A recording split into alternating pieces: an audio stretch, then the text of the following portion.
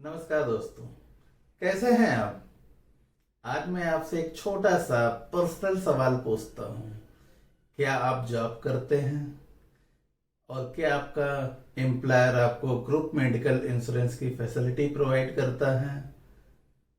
जब personal health insurance पे पैसे खर्च करने का टाइम आता है या बारी आती है तो आप इसे फिजूल खर्ची मानते हैं। हाँ दोस्तों, अगर आप इसको फिजूल खर्ची मानते हैं तो ये वीडियो मैंने आप जैसे लोगों के लिए ही बनाया हुआ है, क्योंकि आप एक ऐसे ज्वालामुखी पर बैठे हैं जिसका लावा कभी भी फट जाएगा और आपकी सारी खुशियां कभी भी खत्म हो जाएंगी। आपकी खुशियों को वो लील लेगा तो आप क्या करेंगे। मैं आज आपको एक अदृश्य खतरे से सावधान करना चाहता हूं और मैं आपको ये भी बताऊंगा कि आप उससे कैसे बच सकते हैं।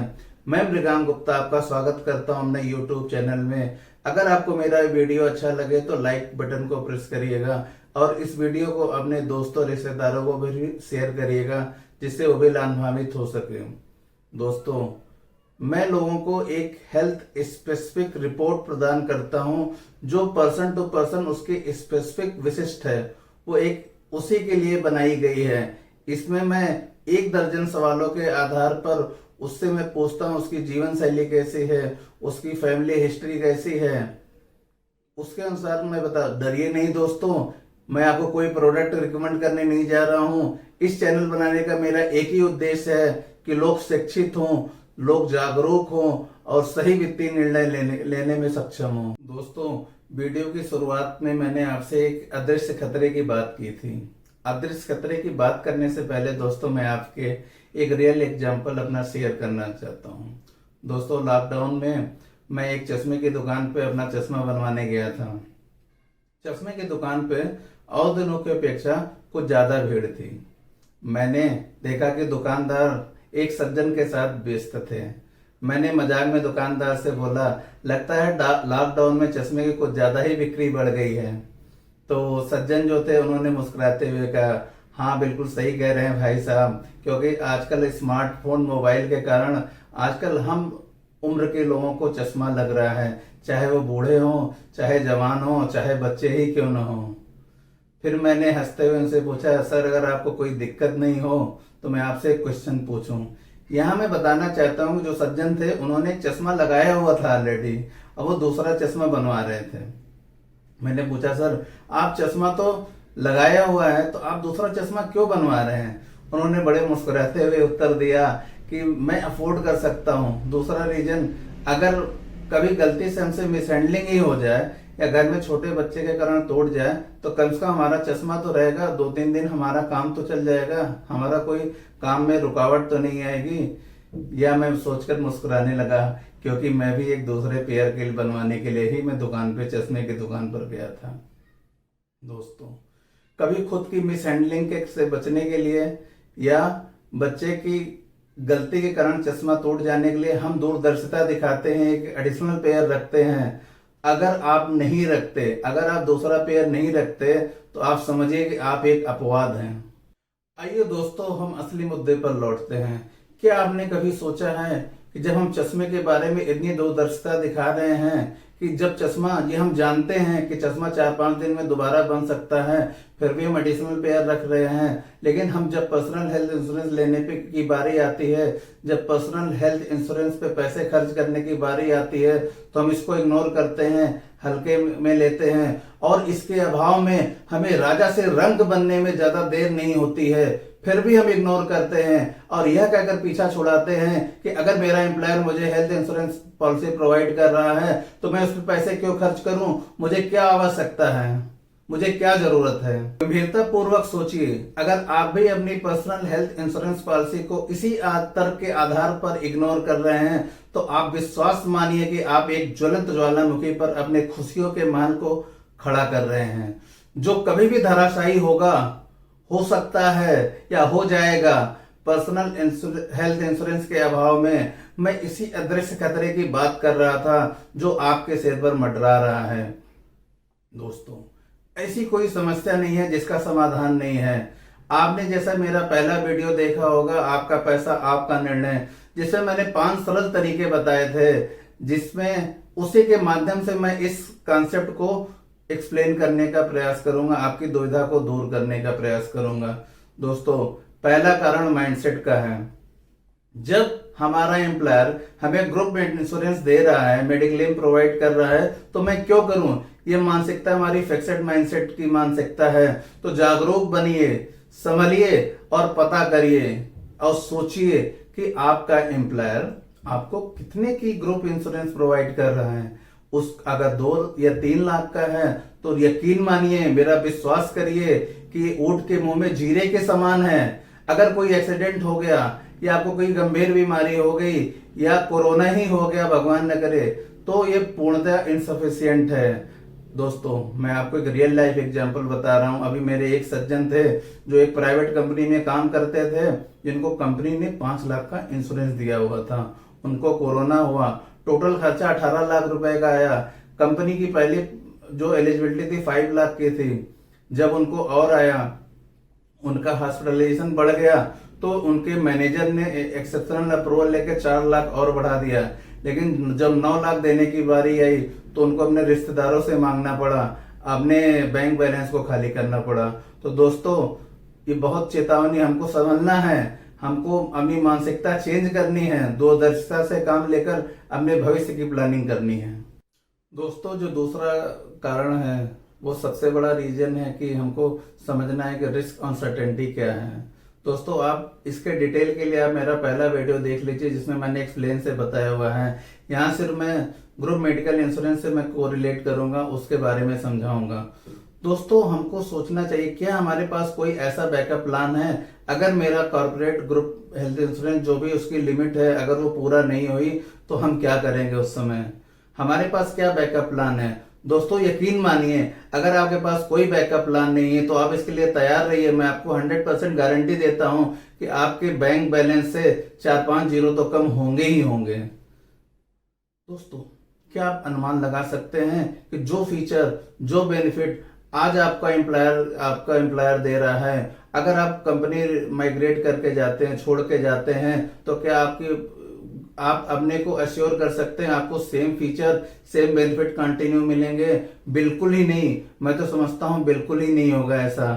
दोस्तों, मैं आपको 2 एग्जांपल बताऊंगा, एक 2019 का, एक 2020 का। डेट मुझे अभी भी याद है, दिन था 30 अप्रैल 2019 को। इकोनॉमिक टाइम्स में पढ़ रहा था, उसमें एक जेट एयरवेज से रिलेटेड न्यूज थी। वो न्यूज क्या थी? उसके चीफ पीपल ऑफिसर बोलते हैं कि इस बार हम अपने ग्रुप मेडिकल इंश्योरेंस का रिन्यू नहीं करने जा रहे हैं। सोचिए उस समय उनके एम्प्लॉय के ऊपर क्या बीती होगी, जो 1.5-2 लाख रुपए जिनकी सैलरी, उनके भी पसीने छूट गए होंगे। अभी मैं 20 अगस्त 2020 का इकोनॉमिक टाइम्स में पढ़ रहा था। इसकी हेडलाइन थी, CMI जो गवर्नमेंट की एजेंसी है, इन्होंने डेटा रिलीज किया था कि 5 लाख सैलरीड एम्प्लॉय की जॉब चली गई है। अभी और लोगों की जॉब जानी है। सोचिए, अगर उनको कोई भी दिक्कत आ गई, कोई भी अनसर्टेनिटी आ गई, कोई भी उनको दिक्कत आ गई, कोई भी, तो क्या करेंगे? अगर उनको कोरोना ही हो गया, कहां से वो उसका करेंगे? तो एक तो निश्चित है उनके जेब से पैसे ढीले होंगे, उनकी लिक्विडिटी खत्म हो गई। दोस्तों, हमको समझना है कि रिस्क क्या है। ग्रुप मेडिक्लेम में हमारा रिस्क क्या है? रिस्क ये है कि हम कंपनी छोड़ के चले जाएंगे, अगला एम्प्लॉयर हमको सेम फीचर देगा कि नहीं देगा। दूसरा, कंपनी कब बंद हो जाएगी कोई नहीं जानता। कंपनी लिक्विडिटी क्राइसिस के कारण रिन्यू नहीं करेगी, कोई नहीं जानता। हो सकता है कि कंपनी आपको इंडिविजुअल मेडिक्लेम पॉलिसी दे, क्योंकि धीमे धीमे ग्रुप मेडिक्लेम पॉलिसी काफी महंगी हो रही है। तो आपको समझना होगा कि हमारे ग्रुप मेडिक्लेम इंश्योरेंस में क्या रिस्क है। दोस्तों, आइए हम तीसरे कारण को वित्तीय साक्षरता के माध्यम से समझते हैं। दोस्तों, जब भी मैं अधिकांश लोगों से मिलता हूं, उनसे बात करता हूं, उनको समझाता हूं कि आप एक अपना पर्सनल हेल्थ इंश्योरेंस ले लीजिए, तो मुझे क्या बताते हैं, अरे मैं अभी क्यों लूं, मैं तो इस कंपनी में 60 साल तक काम करूंगा, मुझे कोई चिंता नहीं, मेरा एम्प्लॉयर दे देगा। अभी 3 साल एक्सेप्शनल अप्रूवल लेके भी मेरा एम्प्लॉयर दे देगा, जितना खर्चा आएगा मैं 100% कवर हूँ। ये सबसे बड़ी समस्या है। वित्तीय साक्षरता के अभाव में वो दूर तक नहीं सोच पाते। सपोज करिए, अगर आपको कभी याद है 60 साल के बाद अगर मेडिक्लेम लेने जा रहे हैं तो क्या होगा, आपका स्ट्रिक्ट चेकिंग होगी, आपकी जो भी आपका चेकअप बहुत स्ट्रिक्ट होगा, आपसे बहुत से ज्यादा क्वेश्चन पूछे गए जाएंगे, जो आपका टेस्ट होगा उसके पैरामीटर काफी स्ट्रिक्ट होंगे। हो सकता है कि आपको पॉलिसी मिले, नहीं मिले तो काफी वेटिंग पीरियड के बाद मिले। आइए दोस्तों, इसको हम समझते हैं, लेकिन इसको समझने से पहले हमको ये समझना होगा कि वित्तीय साक्षरता के माध्यम से हम अपनी दूरदर्शिता बढ़ा सकते हैं। हम उसको जब बढ़ा लेंगे तो हम अपना माइंडसेट को भी चेंज कर लेंगे, तो हम रैशनल डिसीजन ले सकते हैं। इसको आइए हम समझते हैं। जो पहला हमारे सामने चैलेंज आएगा बाद में लेने का, तो वो पहला चैलेंज होगा कि लॉन्ग वेटिंग पीरियड लगेगा। लॉन्ग वेटिंग पीरियड क्या होता है? मान लीजिए हमें कोई डायबिटीज हो गई, हाइपरटेंशन हो गई, अस्थमा हो गया, कुछ भी हो गया, तो क्या होगा, इस पे हमारा वेटिंग पीरियड लगेगा 4 साल तक। उस बीमारी से रिलेटेड जो भी कॉम्प्लिकेशन आएंगे वो बीमा कंपनी 4 साल बाद ही कवर करेगी, पहला। दूसरा, हो सकता है कि अंडरराइटर आपको बोले कि आपको 10 से 40% का लोडिंग लगाए। इसको कैसे हम समझते हैं, आइए। मान लीजिए 5 लाख का प्रीमियम है, 5 लाख का रिस्क कवर लेने के लिए आप 10,000 का प्रीमियम देते हैं, 10 से 40% तक आपकी लोडिंग लग सकती है। आपका प्रीमियम पोस्ट अंडरराइटिंग डिसीजन 11,000 भी हो सकता है, 12,000 भी हो सकता है, 13,000 भी हो सकता है और 14,000 ही होता है। ये कोई गारंटी नहीं है कि आपको केवल लोडिंग ही लगेगी, हो सकता है आपको लोडिंग के साथ साथ आपका वेटिंग पीरियड भी लगा दें। दूसरा, लोडिंग प्रीमियम। जब भी कोई भी बीमा कंपनियां इसको एक समस्या के रूप में देखती हैं, वो लोडिंग भी लगा सकती है, जैसा मैंने पिछले एग्जांपल्स में बताया था। लोडिंग प्लस वेटिंग पीरियड दोनों भी कर सकती हैं। तीसरा, परमानेंट एक्सक्लूजन।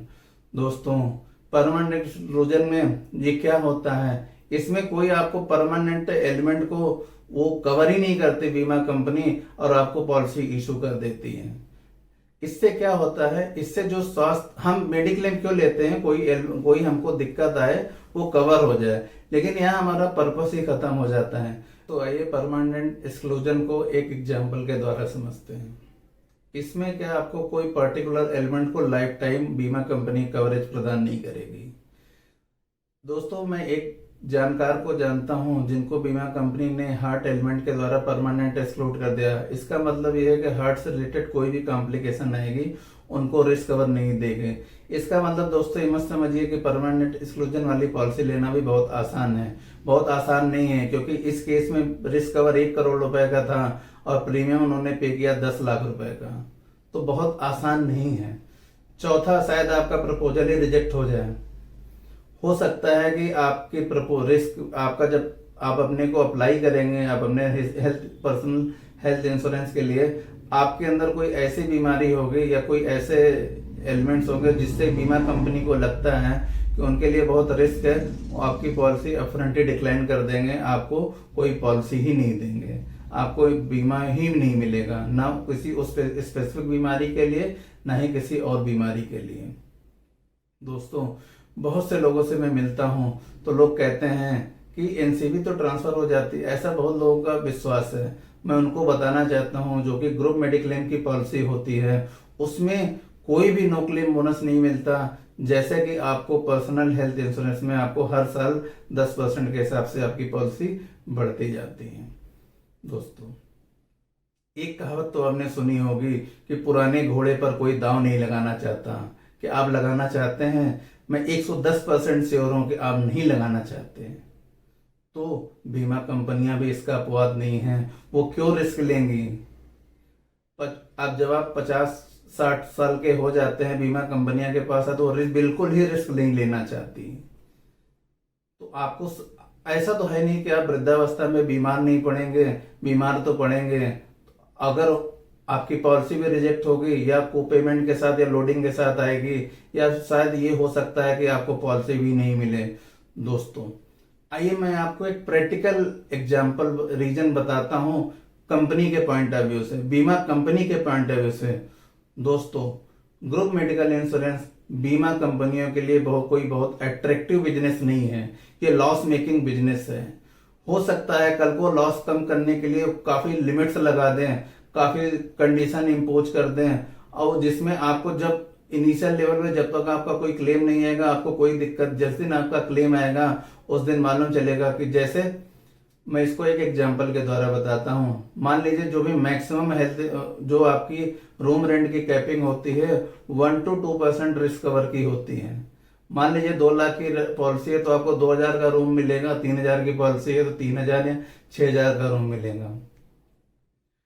और आपको को पेमेंट क्लास भी लग जाएंगे।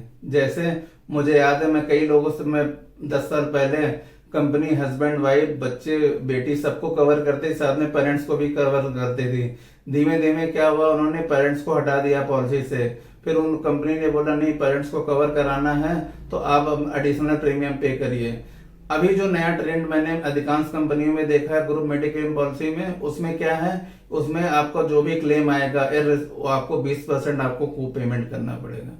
तो कोई भी निश्चित सर्टेनिटी के साथ नहीं कह सकता कि ऐसा नहीं होगा, रूल नहीं चेंज होगा या समय सीमा नहीं लगेगी। दोस्तों सतर्क होइए, जागरूक होइए और अपने लिए रास्ता निकालिए। पर्सनल हेल्थ इंश्योरेंस से आपको क्या बेनिफिट होगा, इसको आप अपने हिसाब से कस्टमाइज कर सकते हैं। मैं आपको अगले वीडियो में बताऊंगा कि आपको कौन से अपनी अनुसार का फीचर सेलेक्ट करने चाहिए, क्या क्या मेन फैक्टर होने चाहिए जिससे आप कर सकते हैं। कुछ रुपए एडिशनल खर्च करके आप अपनी सारी को पेमेंट जो भी इफ एंड बट वाले सिचुएशन है उससे आप बच सकते हैं। दोस्तों आग लगने पर कुआं खोदने से बेहतर है कि हम समय रहते संभल जाएं, क्योंकि जब हम 4-5 दिनों की परेशानी से बचने के लिए एक अतिरिक्त चश्मे को अफोर्ड कर सकते हैं, तो हमें पर्सनल हेल्थ इंश्योरेंस एक एडिशनल खरीदने में क्या दिक्कत है, क्या परेशानी है। इससे न केवल हमारे परिवार की खुशियां बरकरार रहेंगी, बल्कि हमारे बैंक बैलेंस के जो कम होने की संभावना है उससे भी हम बच जाएंगे। हमको विचार करना चाहिए कि हमें पर्सनल हेल्थ इंश्योरेंस क्यों खरीदना चाहिए। आपका क्या विचार है, सोचिएगा और कमेंट बॉक्स में मुझे जरूर बताइएगा। धन्यवाद।